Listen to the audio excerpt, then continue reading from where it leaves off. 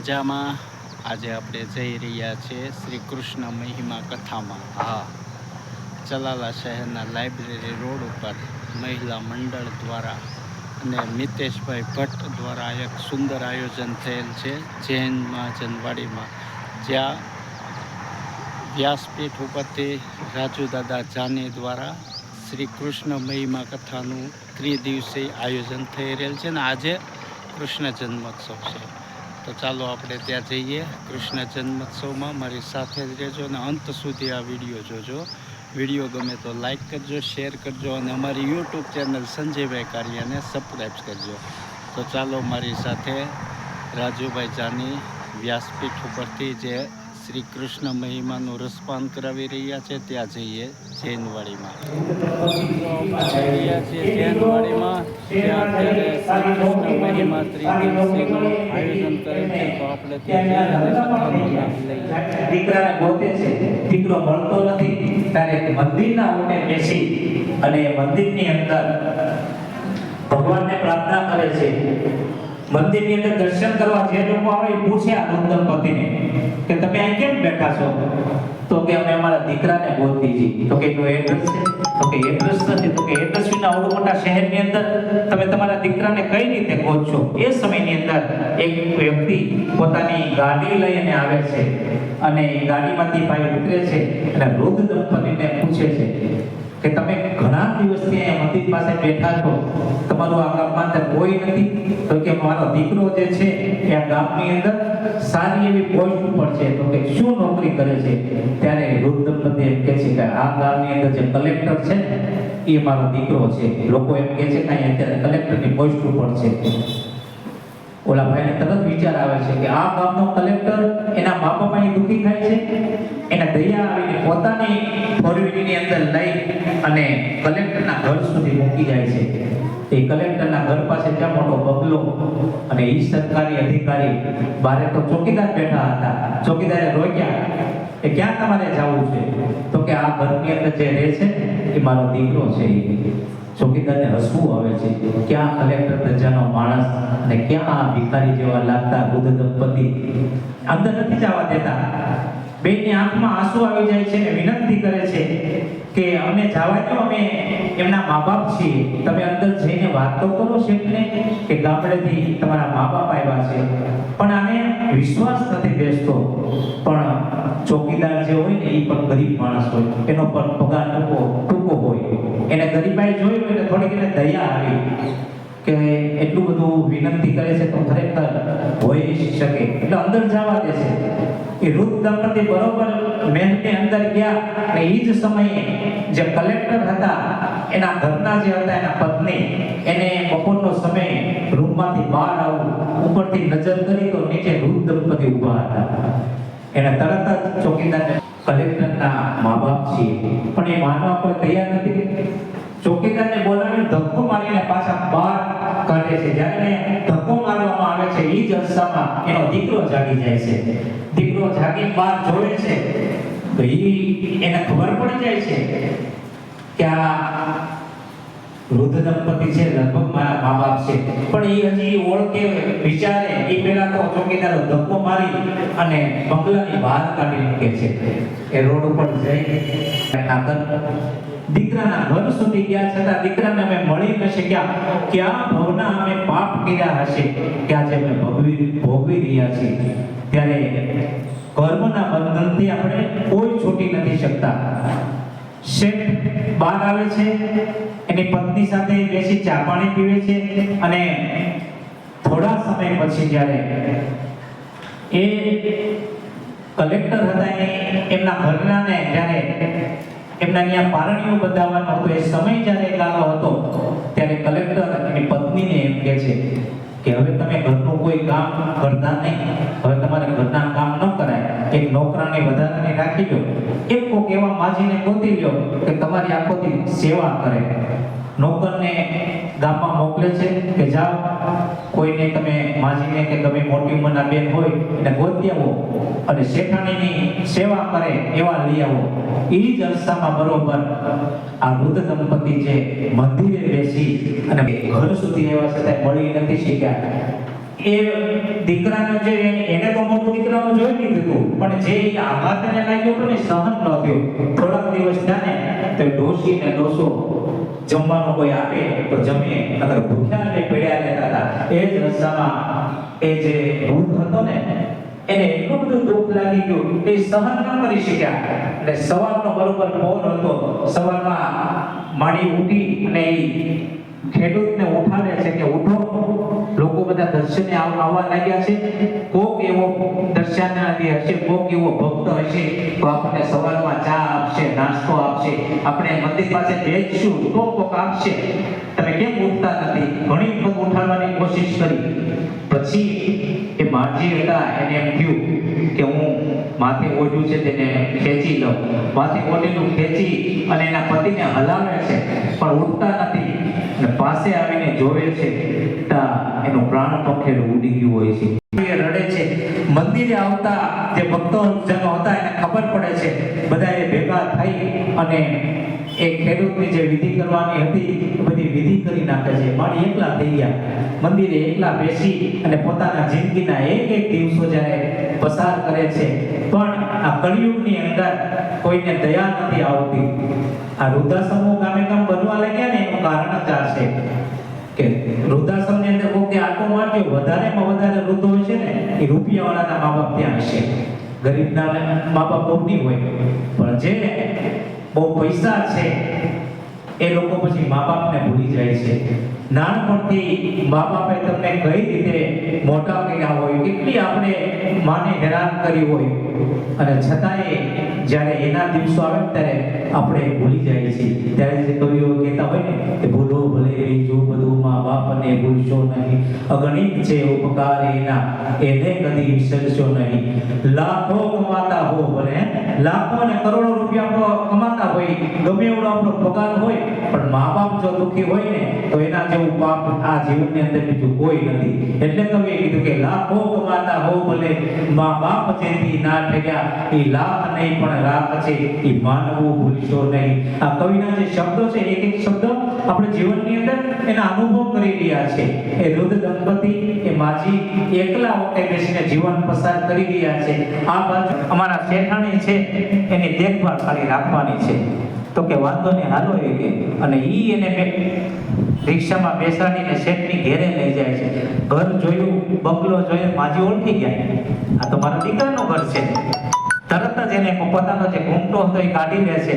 એને ખબર હતી જો હું અંદર જાય અને શેઠાણી ઓળખી જશે કે અથવા મારો દીકરો જો ભાળશે ઓળખી જશે તો મારો દીકરો આ સહન નહીં કરી શકે. એટલે એને લાજનો ઘૂંટો કાઢી લીધો અને ચોધાર આંસુ એ રડે છે. અને માના એક એક જે આંસુ હતા ને એ દીકરો જોઈ નથી શકતો. કોઈ પણ એવો દીકરા ન હોય કે આ ઉંમરે માની આંખમાં જ્યારે આંસુ આવે ને ત્યારે એ જે દીકરો હતો એ માને ભેટી પડીને કહે છે કે હાલ માં હાલ, મારે મારા બાપનું મોઢું જોવું છે. માં શું જવાબ આપે? કાંઈ જવાબ નથી આપી શકતા. ત્યારે ઈ માં એમ કહે છે કે બેટા બહુ મોટું થઈ ગયું છે, તારો જે તારા મનની જે ઈચ્છા છે ને દીકરા હવે ક્યારે પૂરી નહીં થાય. તારું મોઢું જોવા માટે થઈ તારો બાપ છે ને એ મંદિરે ભર બજારે રોડ ઉપર બેસી અને તારી વાટમાં જોરી જોરી આ દુનિયા છોડીને વયો ગયો. દીકરા હું તારું મોઢું જોવા માટે થઈ અને આજે જીવતી છું, નકર હું પણ આ દુનિયા છોડીને વહી ગઈ હોત. એ માના જે આ શબ્દ હતા અને એ શબ્દ જે બધાએ સાંભળ્યા ત્યારે પથ્થર કાળનો જે માનવી હોય ને એને આંખમાં પણ જ્યારે આંસુ આવી જાય એવો પ્રસંગ જ્યારે બન્યો ત્યારે એ મેં તારા માટે થઈને આખી જિંદગી કમાણી કરી હતી, પણ આજે હું તને લખી દઉં છું કે હવે તારે ને મારે કોઈ લેવા દેવા નહીં. તારે જેવું જીવન જીવવું હોય તું જીવજે. તે મારી માને દુઃખી કરી છે, તે મારી માને બહુ દુઃખ આપ્યું છે. મારો બાપ પણ આ દુનિયા છોડીને જ્યારે ચાલ્યો, મારું જે જીવન છે ને એ જીવન મારી માની સેવા કરવા માટે થઈને સમર્પિત કરી દઈશ. અને દીકરાએ એ જ સમયે એની માને કહે છે કે હાલ માં આપણે હવે અહીંયાથી જતા રહીએ.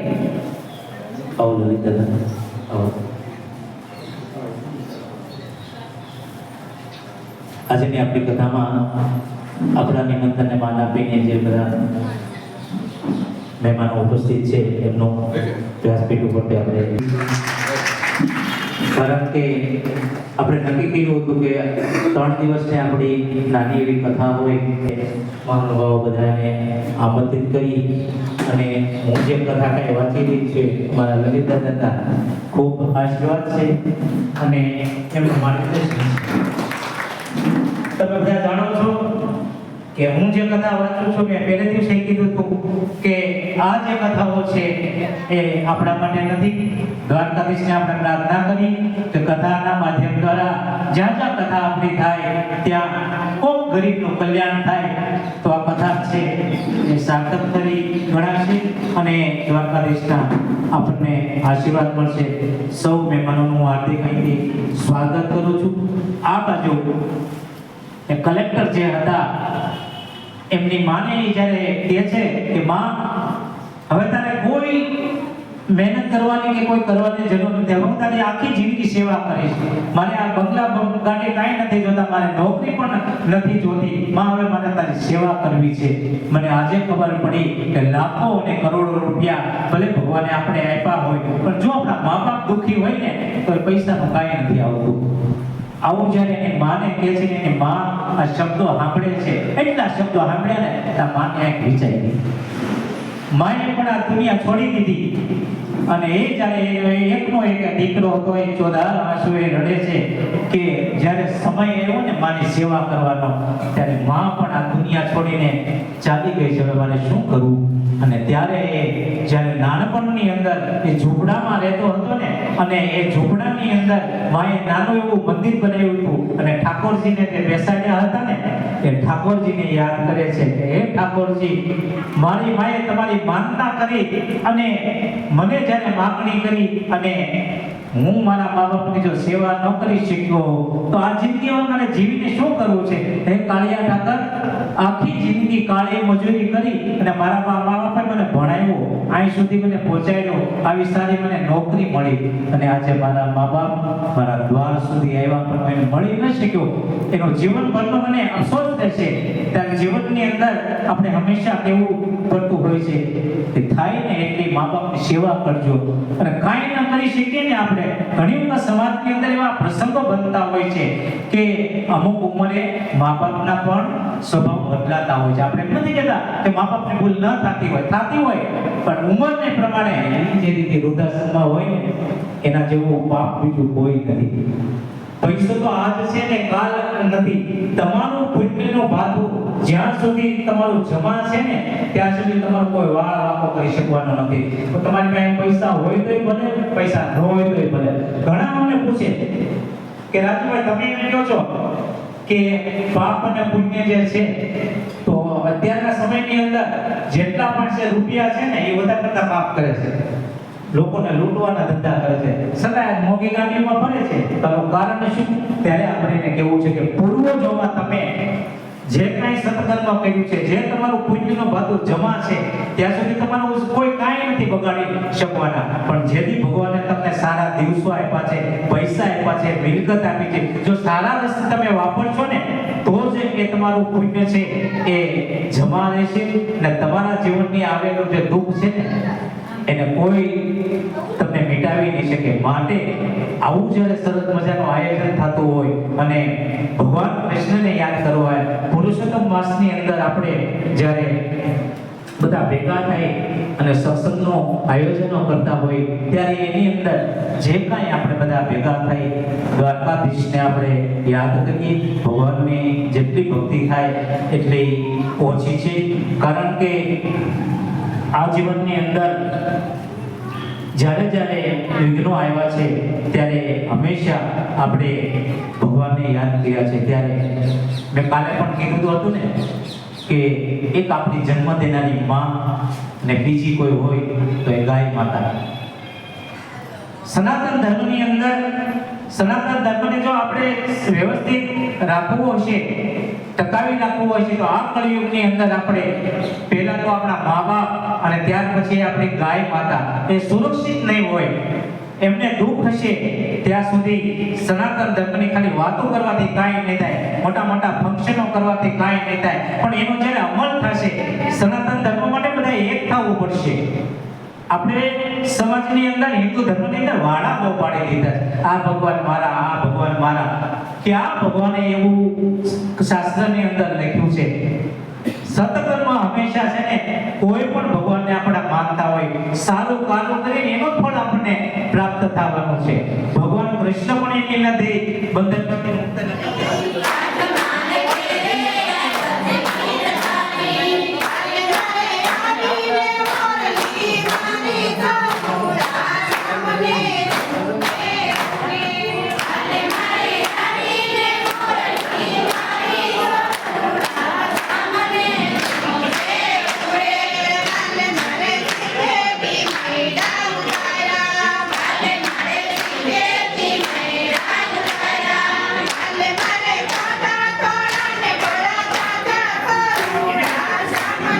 આપણા નિમંત્રણને માન આપી અહીં જે બધા ઉપસ્થિત થયા છે એમનું હું હાર્દિક સ્વાગત કરું છું.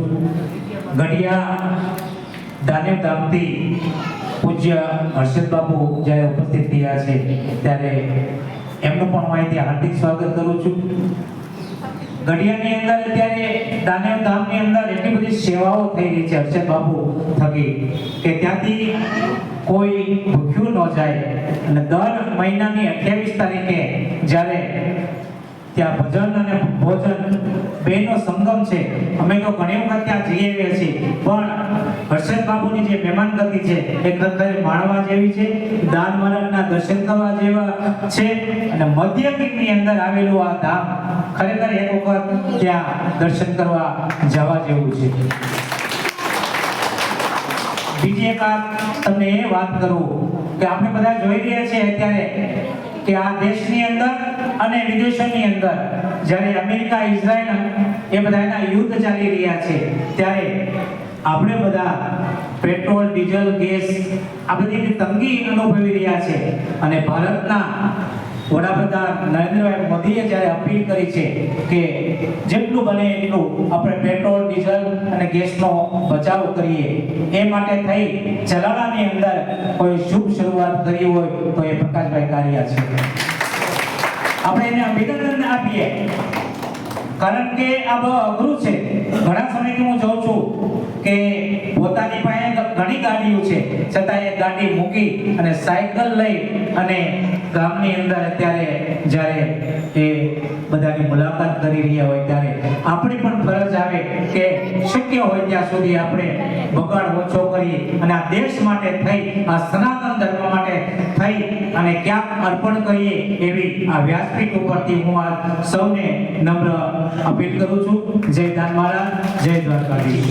કે વાસુદેવના લગ્ન દેવકી સાથે થયા હતા અને દેવકીજીના જ્યારે લગ્ન થયા અને એ લગ્નની અંદર આપણે બધા જાણીએ સાથે જે આકાશવાણી થઈ હતી ને ત્યારે બધાને ખબર હતી કે દેવકી માનો 8મું સંતાન જે છે એ જ્યારે કંસનો કાળ બનવાનો હતો એ સમયનો પ્રસંગ જે છે એ તો ખૂબ પ્રસંગ લાનો છે, પણ કથાનો સમય આપણે ટૂંકો હોય, ટૂંકમાં આપણે કંસને ખબર પડી કે મારું મૃત્યુ દેવકીના ટૂંકે 8મું જે સંતાન જન્મશે અને મારો કાળ બનશે, એટલા માટે થઈ એને પોતાની બહેનને અને વાસુદેવને એ મથુરાની જેલની અંદર જ્યારે પૂર્વાધ્ય રાત્રિની અંદર એવો સમય એ હતો, એ સમયની અંદર એ જેલના જે તાળા મારેલા હતા, તાળા પણ એ તૂટી ગયા હતા,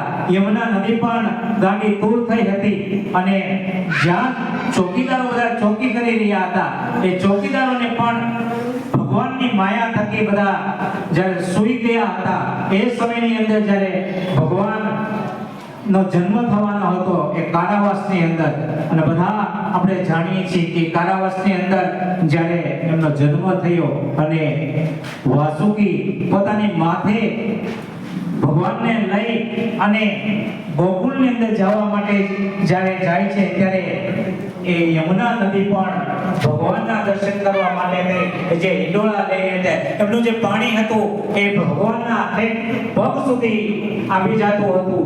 એ જે સમય હતો, એ જે પ્રસંગ હતો, એ પ્રસંગની આપણે બધા જાણીએ છીએ. એની વિગતવાર વાત આપણે આવતીકાલે કરશું, પણ આજના પ્રસંગની અંદર આપણા નિમંત્રણને માન આપીને બધા ઉપસ્થિત થયા છે. આ પ્રસંગને આપણે જ્યારે ઉજવવા તરફ જઈ રહ્યા છીએ ત્યારે ભગવાન આપણી વચ્ચે જ્યારે આવતા હોય ત્યારે આપણી જે શ્રદ્ધા છે એ શ્રદ્ધા ન ડગે તો જ દ્વારકાધીશ છે એ આપણી ઉપર કૃપા કરતા હોય. મેં કીધું ને કે એક માં અને એક ગાય માતા. જો ગાય માતા માટે થઈ અને હર્ષદ ભગતે પેટી વેલી પોતાના આશ્રમની અંદર સેવા ચાલુ કરી અને અત્યારે અહીંયા ગાયોની સેવા થઈ રહી છે. આ જ સાચું સનાતન ધર્મ છે.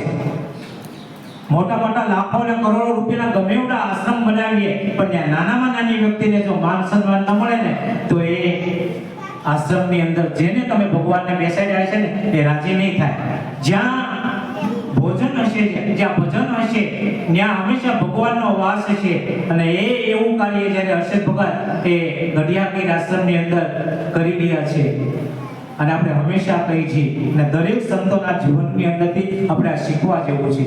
અને આપણે તો આ પવિત્ર દાન મહારાજની પાવન ભૂમિ પર રહી છીએ. દાન મહારાજે પણ એના જીવનની અંદર ખૂબ ગાયોની સેવા કરી છે, ખૂબ દુખિયાની સેવા કરી છે. તમે જલારામ વીરપુરની અંદર જાઓ તો જલારામ બાપાએ આખી જીવન અને વિચાર કરો કે વિશ્વનું એવું પહેલું એવું મંદિર હશે કે જ્યાં દાન પણ લેવાતું ન હોય અને છતાંય વર્ષોથી ત્યાં લાખો માણસો જમતા હોય અને કોઈ વસ્તુ ઘટતી ન હોય.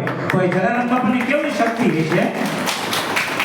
જલારામ બાપાની પણ ભગવાન કૃષ્ણએ પરીક્ષા લીધી હતી. પરીક્ષામાંથી પણ પાસ થયા હતા.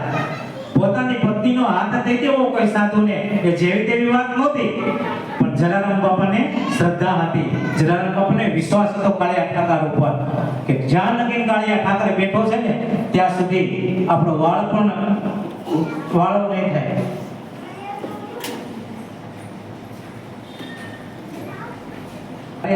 બધું શક્ય બનતું હોય છે.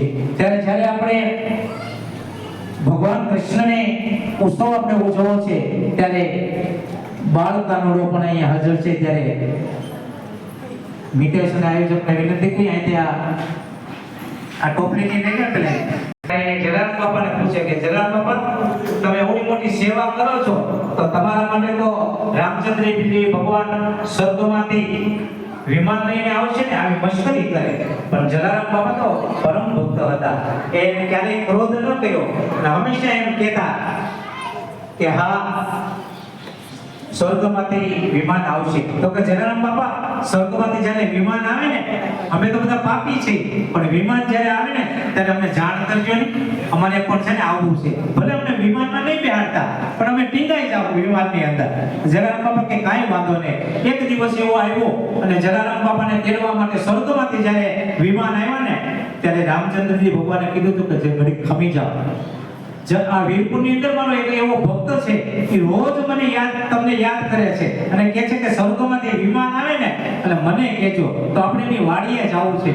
અને જલારામ બાપા અને રામચંદ્રજી ભગવાન વિમાન લઈ અને ખેતરમાં જાય છે. ખેડૂત ખેતરની અંદર હતો અને વિમાન ત્યાં ઊભું રહ્યું. જલારામ બાપા નીચે ઉતર્યા અને ખેડૂતને કીધું કે હાલો વિમાન આવી ગયું છે. અને ત્યારે એ ખેડૂતના પરસેવો વળી ગયો. એ તો રમત કરતા હતા, મશ્કરી ભગવાનની કરતા. ભગવાનની ક્યારે મશ્કરી ન કરે. જલારામ બાપા કે ચાલો આવો અવસર આવ્યો છે. ખુદ ભગવાન રામચંદ્રજી આવ્યા છે. ત્યારે બે હાથ જોડીને ખેડૂતે કીધું કે મારા નાના નાના બાળકો હજી છે, મારે હજી ઘણું જીવન જીવવું છે. જલારામ બાપા હું તો તમારી મશ્કરી કરતો હતો કે હવે ન ચાલે, કે તારે આવવું જ પડશે અને હવે તારે ટીંગાવાનું નથી.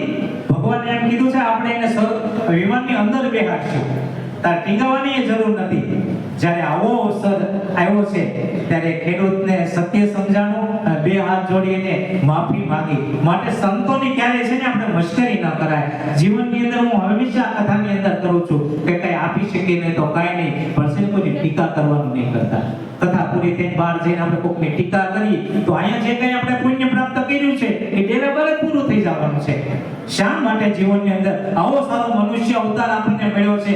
કાંઈ ન કરી શકે તો કાંઈ નહીં, કોઈને મદદરૂપ ન બની શકે તો કાંઈ નહીં, દાન ન કરી શકે તો કાંઈ નહીં, પણ મનુષ્ય અવતાર જે આપ્યો છે અને આ દુનિયા છોડીને આપણે જવાનું છે. કે જીવનમાં જ્યારે જાય તે ભગવાનની સામે ઊભા રહીને ત્યારે ભગવાન પૂછે તો એકાદો તો પ્રસંગ એવો કહી શકી કે ફલાણાને હું કામ લાગ્યો હતો. જો કાંઈ નહીં કરી શકીએ ને તો આપણે બધા જાણીએ છીએ કે સ્વર્ગ અને નરક એ તો અહીંયા જ છે. ત્યારે ભગવાન કૃષ્ણને આપણે અહીં લઈ આવવા છે તે આપણે વિપિનભાઈને વિનંતી કરી કે ભગવાનનું બાળ સ્વરૂપ જે છે એમને અહીં લઈને આવે.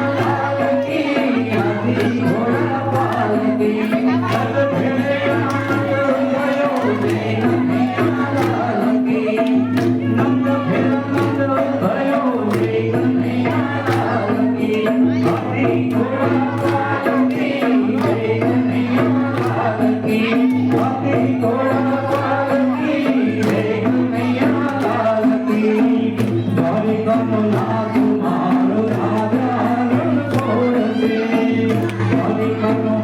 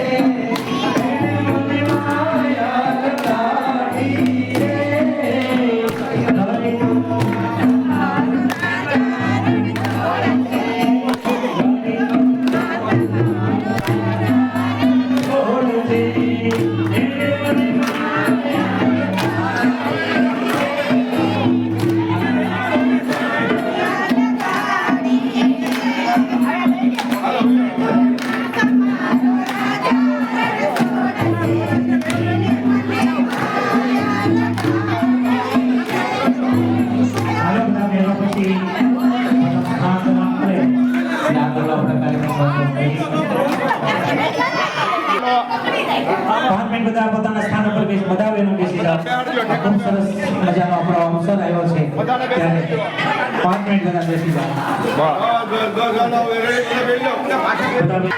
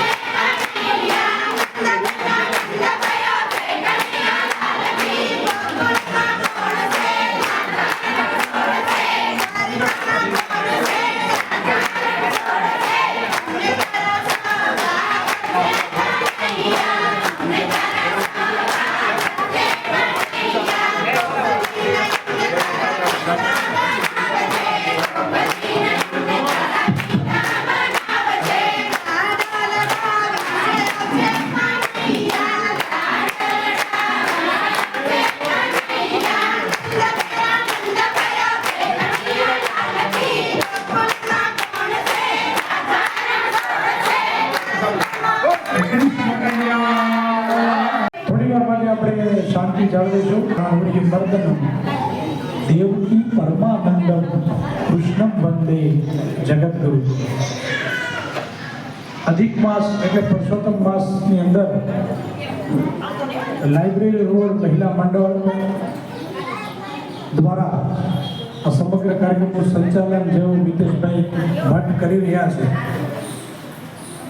મંડળ હું આવ્યો ત્યારથી જોઉં છું ખૂબ સરસ પ્રકારે કીર્તન ગાય છે એટલે આ મંડળ નિયમિત મને એમ છે કીર્તન કરતા હશે શહેરીમાં નિયમિત જેના કારણે આવો સરસ સુરમાં એકવાર જોરદાર તાલીથી આપણે બધા આ સત્સંગ મંડળને સન્માનિત કરીએ. પુરુષોત્તમ માસની અંદર છે એ હજારો લાખોની સંખ્યામાં માણસો ભેગા થાય અને ભક્તિ થાય એવું મહત્વ નથી, પણ આની અંદર છે એ કાઠાકોરની વાર્તા તમે સાંભળી છે બધાએ, રોજ ગોર પૂજવા જતા હશો તમે. આમાં તો એનું જે સખી મંડળ હોય નાનું નાનું એ મંડળ ભેગું થાય, ગોરની પૂજા કરે અને માતાઓ આનંદ કરે. આ મુખ્ય હેતુ છે. આનંદ કરતા કરતા ભક્તિ કરવાનો જો મહિમા હોય તો એક આ પુરુષોત્તમ મહિનો છે. અને આ મહિનાનું એટલું બધું મહત્વ છે કે તમે દર 3 વર્ષે આ મહિનો આવે. આપણી હિન્દુ સંસ્કૃતિની જે પંચાંગ છે એની જે ચંદ્રની ગતિ છે એના આધારે આ એક મહિનો છે એ વધારાનો હોય છે સમયને જોતા. એટલે 3 વર્ષે આ પુરુષોત્તમ માસ આવે. એક જ માસ એવો છે કે આ માસને છે ને કોઈ તોછડાય બોલાવતા, પરંતુ ભગવાનને કીધું ભાઈ આવો સરસ માસ છે તો આ માસને હું સ્વીકારું. 3 વર્ષે આવે છે તો આ માસને હું જ સ્વીકારું છું અને આ માસનું નામ મારું જ આપું છું, પુરુષોત્તમ માસ. એટલે ભગવાને આ મહિનાનું નામ આપ્યું છે. એટલે આમાં તો જેટલી ભક્તિ કરો એ ભક્તિ તમારા કર્મના ભાથામાં છે એ અર્પણ થઈ જાય. આવો સરસ છે. ત્યારે રાજુ રીતે આજે આ મહિનાની અને પેલા જુનાગઢ મુકામે ખેતલા દાદાની કથા કરી હતી. ત્યારબાદ મિતેશભાઈ ભટ્ટ આ લાઇબ્રેરી રોડ સતત મિતેશભાઈ છે એ મહેનત કરી રહ્યા છે.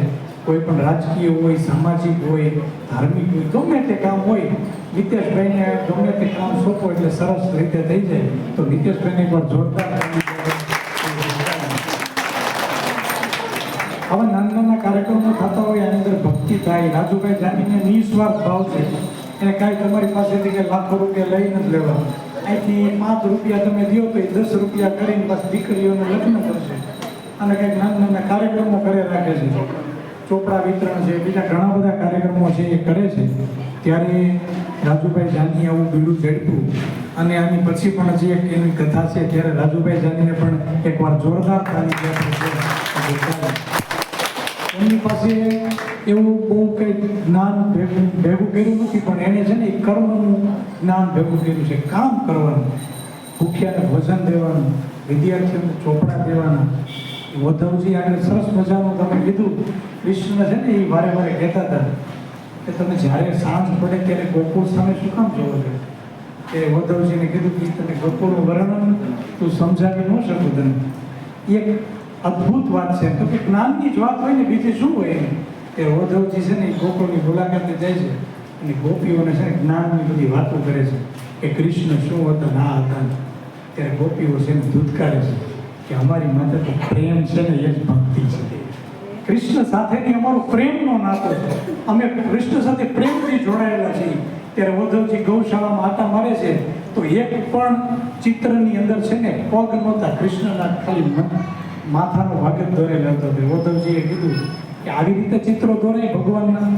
કે હા, અમારા કાનાને પગ હતા ત્યારે તમે લઈ ગયા ને, અમારે કાનાને હવે ચિત્રના સ્વરૂપમાંથી પણ અહીંયાથી તમને લઈ જવા નથી દેવા એમ. એટલો અદ્ભુત પ્રેમ, આ પ્રેમ ભક્તિ છે એ જ આ પરસોત્તમ માસની અંદર ગોપીઓ બતાવે છે. જ્યારે તમે ગોપીઓ પૂજા કરવા જાઓ ત્યારે ખૂબ સરસ જુદા જુદા રાસ લ્યો છો, જુદી જુદી રમતો રમે માતાઓ, અને એ ભગવાનને રીઝવે. બસ આ જ સાચી ભક્તિ છે. ત્યારે આ ભક્તિના રાહમાંથી આપણે બધાએ પણ ગૌરવ લેવું જોઈએ. આ તપોભૂમિ છે દાન મહારાજની, આ તો સંવેદનાની ભૂમિ છે. આપણે બધા ખૂબ ભાગ્યશાળી છીએ કે આવી ભૂમિ ઉપર આપણો જન્મ થયો. અહીંયા કોઈકને દીકરીને સાસરે આવવું પડ્યું અને આ ભૂમિ ઉપર એને પાવન થવાની તક મળી. તમે વિચાર કરો, વર્ષોથી ઘણા બધા એવા છે કે જેને લાખો રૂપિયા દવા લીધી હોય અને કે ભાઈ વાળ કરી જાય છે એમ દીકરીને ટકો થઈ ગયો છે. એક અમારી પાસે એક સાહેબ આવ્યા હતા કે લાખો રૂપિયાની દવા લીધી, આ માથાના વાળ નથી આવતા. ઘર આવીને ગંગાજી છે 3 વાર દીકરી નિવારે એવું નહીં તો એવું સરસ કાળું ભૂપર માથું થઈ ગયું જો. અને એવા હાજી થઈ ગયા કે એના મેન હોલની અંદર દાન બાપુનો આવો ફોટો રાખી દીધો. એને ખુદને ખબર નહોતી કે આવી બધી અહીંયા પરચા પુરાયેલા છે દાન મહારાજને. ત્યારે આવી ભૂમિ ઉપર આપણે બધા અહીંયા રહીએ છીએ. અને એની જે ભૂમિ ગઢિયા ગીર જે જંગલની વચ્ચે હર્ષદ બાપુએ છે એ અલગની ધૂણી દખાવી છે અને ભજન અને ભોજન ની સાથે જેમને છે એ ભક્તિ રસ તરફ તેઓ તરબોળ થયા છે તેઓ અહીં ઉપસ્થિત છે. ત્યારે હું પ્રકાશભાઈને અને હર્ષદ બાપુને વિનંતી કરીશ કે તેઓ વ્યાસપીઠ માટે ઉપસ્થિત થશે. પ્રથમ તેઓ રાજુ દાદાનું એનું સન્માન કરશે અને પછી વ્યાસપીઠ માટેની રાજુ દાદા બંનેનું છે એ સન્માન કરશે. તો હું વિનંતી કરીશ કે તેઓ અહીં ઉપસ્થિત થશે.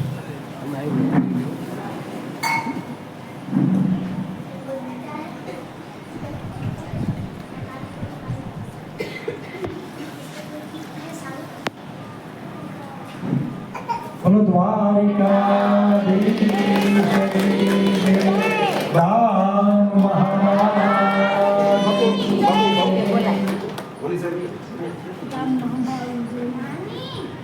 પ્રકાશભાઈને વિનંતી કરીશ કે તેઓ ઉપસ્થિત થશે અને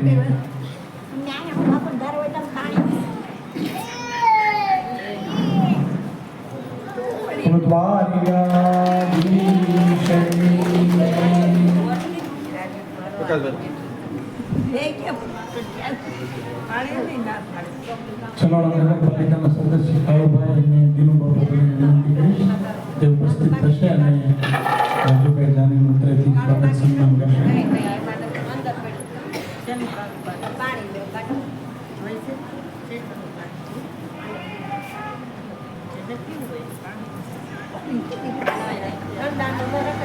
બોલો કૃષ્ણ કનૈયા દ્વારિકાધીશ. બાબુ બે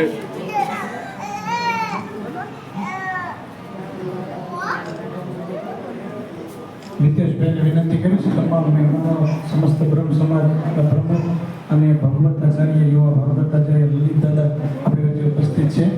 તો તમામ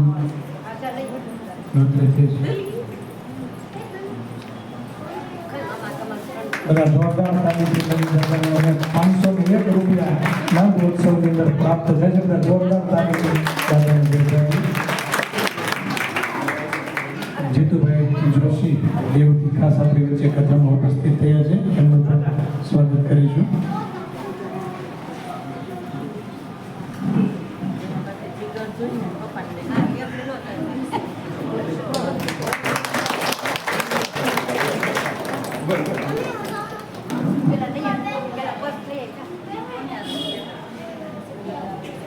તમામ જે હર્ષદ પ્રભુ સાથે પધારેલા મહેમાનો છે એમનું પણ વિદેશ ભોગની વિનંતી કરી. સૌ બધા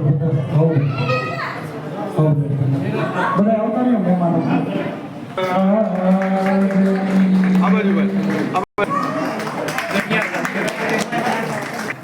બધા તાલીઓથી ખાસ સન્માનનું બોલાવશું.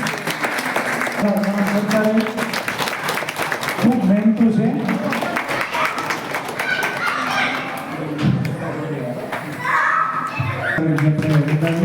અને 200 રૂપિયા પ્રકાશભાઈ કાર્ય તરફથી પ્રાપ્ત થઈ છે. એમને ફરવા આપણે જોરદાર તાલીમ જેવા સાથે જ જીતુભાઈ જોશી તરફથી છે એ 500 રૂપિયા પ્રત્યેને જોરદાર તાલીમ જીતાવી.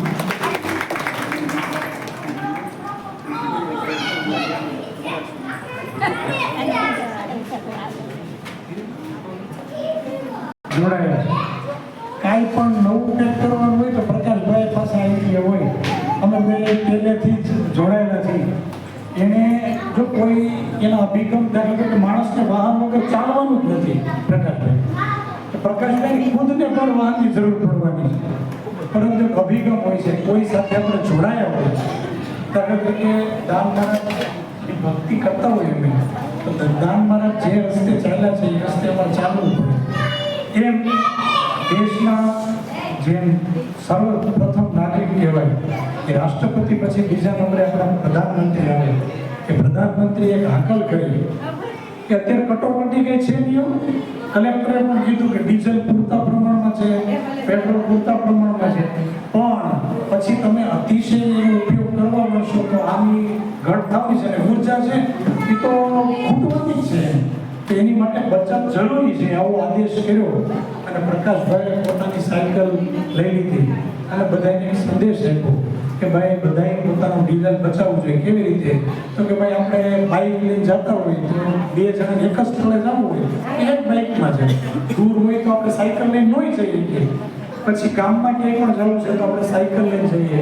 એવી રીતે દેશની અંદર છે ઉર્જા બચાવવાના અભિગમ સાથે પ્રકાશભાઈ જોડાયેલા છે. ગામમાં બધાને પણ ખૂબ આનંદ થાય છે. બોલો, કાલે પ્રકાશભાઈ અમરેલી સાયકલ ગયા હતા, તો આવો મોકો અહીંયા મળ્યો છે તો એમની સાયકલ સવારી માટે આપણે એને પુષ્પહાર અને પેલા હર્ષદ બાપુ એને કહીએ કે એમનું આપણે અત્યારે ગામ લોકો કાળુભાઈ બધા આવો અને પ્રકાશભાઈના અભિગમને બિરદાવીએ. ઉપસ્થિત છે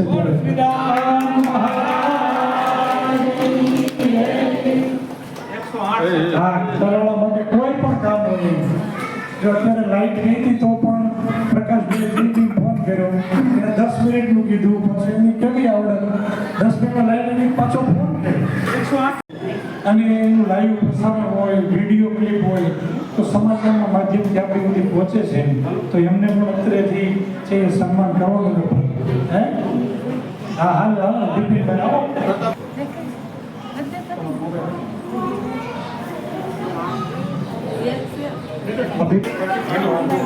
બધા તાલીઓથી ખાસ જોડાઈએ. ત્યારબાદ પ્રતાપભાઈને વિનંતી કરીશ, ઉપસ્થિત થશે પ્રતાપભાઈ. આપણે સંજયભાઈ કાર્યનું પણ એવું સરસ કાર્ય છે. બધા જોરદાર તાલીમ ત્યાં છોટે ઉસ્તાદને આપણે બિરદાવી છે. અને આમ જો પહેલો પ્રોગ્રામ 28 તારીખે ગઢિયાનો પ્રોગ્રામ મળી ગયો. જોરદાર તાલીમથી બતાવો.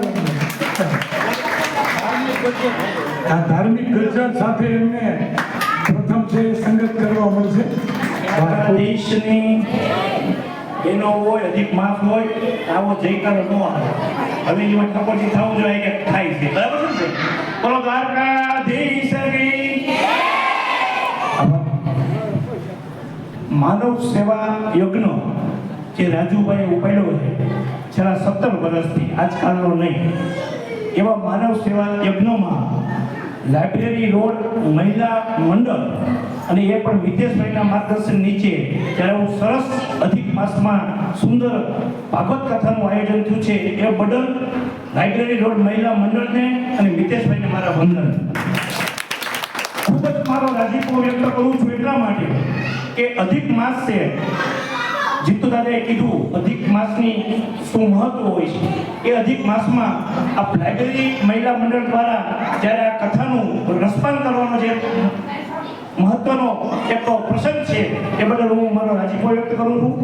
આ કથામાં ઉપસ્થિત દાનેવ ગઢિયા ગીર, દાનેવ આશ્રમ, જ્યાં બહેનો બંને ટાઈમ ઝાલરુના નાદ વાગે છે, બંને ટાઈમ હરિયરના હાથ પડે છે, પશુ પક્ષી અને ગૌ માતાની જ્યાં સેવા થાય છે એવા દાનેવ આશ્રમ, દાનેવ ધામ આશ્રમના મહંત શ્રી અર્જુન બાપુ ભગત ઉપસ્થિત. હમણાં તમારી વચ્ચે વોર્ડ નંબર 4 ના જાગૃત સદસ્ય કાળુભાઈ લશ્કરી, રઘુવીર મોઢેરા બાપુ સહિતના દાનેવ ધામ આશ્રમમાંથી આવેલા મહેમાનો અધિક માસ માટે અને આપણને સૌને, હું તો કહું કે જીતુભાઈ પાસે એટલું જ્ઞાન છે ને એટલું તો કોઈ કથાકાર પાસે નહીં હોય.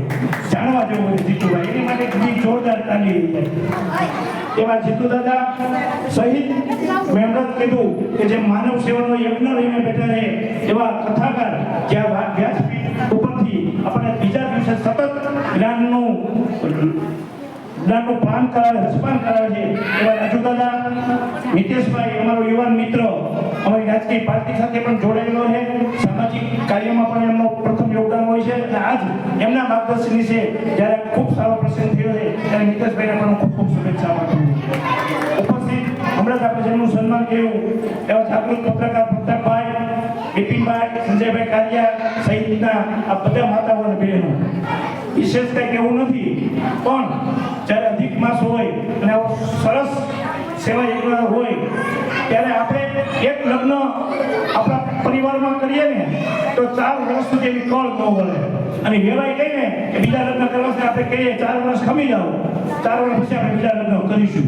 ત્યારે રાજુભાઈ 1 વર્ષમાં 4 વખત સમૂહ લગ્ન કરે અને એ પણ સમૂહ લગ્ન આવી બધી નાની નાની કથાઓ હમણાં 2 દિવસ પહેલા 4-5 દિવસ પહેલા જૂનાગઢ ખેતીરે દાદાની કથા વાંચી હતી ત્યારે પણ અમે ત્યાં સહભાગી બનવાનો અવસર મળ્યો હતો.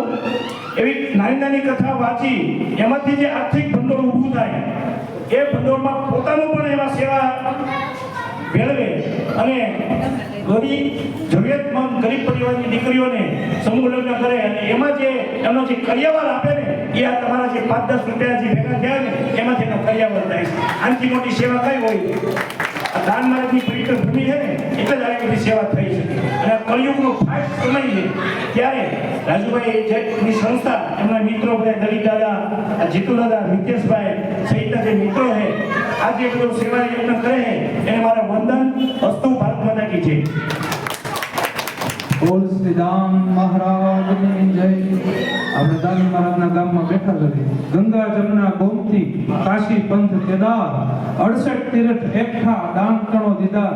આ ધામમાં આપણે બેઠા છીએ. પૂજનીય રાજુ દાદા આવી કથાનું ગુણગાન ગાતા હોય એમાં બીજું તો શું કહેવાનું. આવી કાર્ય કરતા રહો અને માતા બહેનો બધા સહકાર આપ્યો એ બદલ ખૂબ ખૂબ આભાર. જય રામ બાપુ.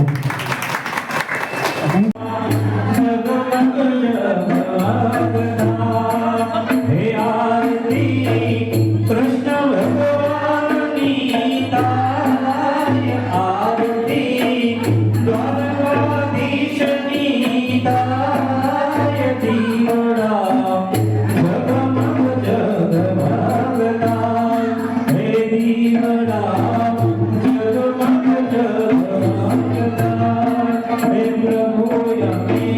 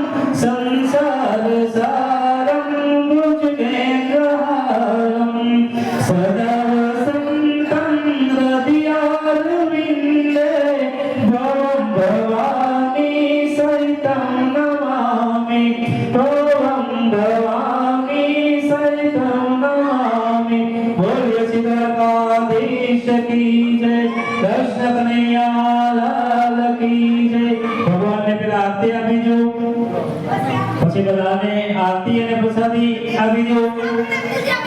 ખોડિયાર માત કી જય, રામચંદ્ર ભગવાનજી જય, હનુમાનજી મહારાજની જય. ઓમ નમઃ પાર્વતી પતિ હર હર મહાદેવ.